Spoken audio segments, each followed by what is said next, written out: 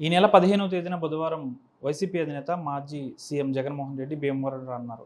Aqua రైతులకు అండగా అనే కార్యక్రమంలో ఆయన పాల్గొనున్నారు. అయితే మొదటగా మాజీ సీఎం జగన్మోహన్ రెడ్డి జిల్లాకు వస్తున్న తరుణంలో ఆయన రైతులకు క్షమాపణ చెప్పే ఇక్కడ అడుగు పెట్టాలంటున్నారు టీడీపీ మాజీ ఎమ్మెల్సీ అంగర రామ్మోహన్ రావు గారు. ప్రస్తుతం ఆయన ఉన్నారు.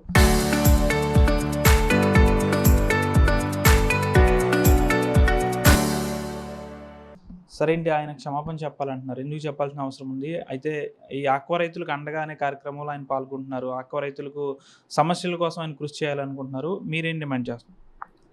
జగన్ గారు చెప్పేవన్నీ కూడా అబద్ధాలే. ఎందుకు చేతనంటే ఆక్వా రంగం అసలు నీ పరిపాలనలో ఎంత కుదేలయ్యింది అది మర్చిపోయి ఈవేళ వెస్ట్ గోదావరి వచ్చి ఆక్వా రైతులకు అండగా ఉంటానని నువ్వు మీటింగ్లు పెడతావు. చాలా సిగ్గుచేటు. ఎందుచేతనంటే రైతులకి క్షమాపణ కోరి నువ్వు ఈ జిల్లాలో అడుగుపెట్టు.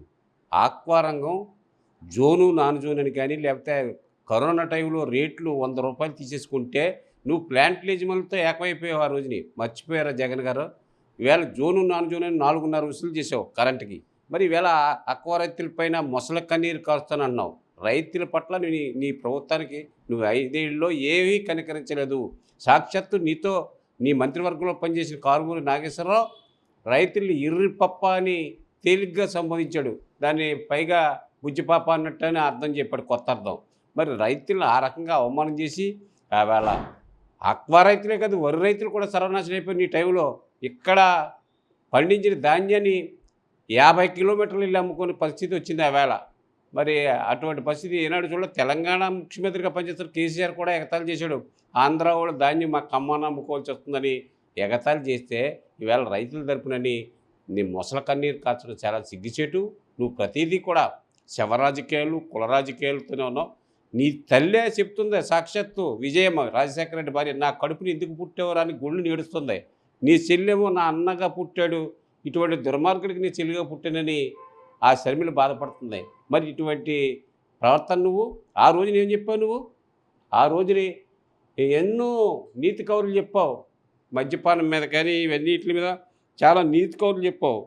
సాక్షాత్తు ఒకరోజు ఈవేళ కుటుంబాల్లో ఆప్యాయతలు పెరగాలని చెప్తున్నావు.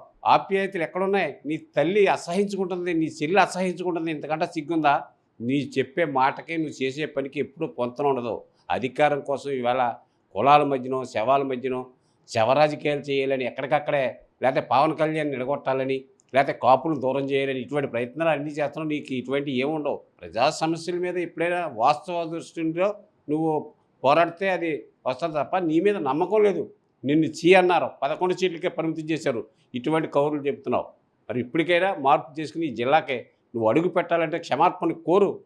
సస్యశ్యామలైనటువంటి పశ్చిమ గోదావరి జిల్లా ప్రజలకు క్షమార్పణ కోరి అడుగు పెట్టమని కోరుతున్నాను. ఈవేళ అన్ని దొంగ పరట్లే. ఆక్వా రైతులు మేము చంద్రబాబు నాయుడు గారి టైంలో ఈవేళ మేత పెరిగితే దానికి కూడా ఆయన డిమాండ్ చేస్తాం. తప్పనిసరిగా మేత కంపెనీలు రేట్లు తగ్గించాలి, దానికి మీరు పూనుకోండి అని కూడా మేము రిక్వెస్ట్ చేస్తున్నాం. ఆయన చేస్తారనే నమ్మకం కూడా ఉంది మాకు.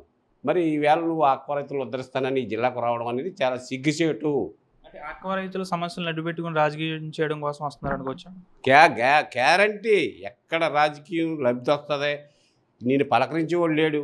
నీ దాంట్లో ఓడిపోయిన ఎమ్మెల్యేలే నేను పలకరించారు. ఇందుకు జగన్ వల్లే మేము ఓడిపోయామని సాక్షాత్తు మొన్న ఓ ఎమ్మెల్యే చెప్తున్నాడు.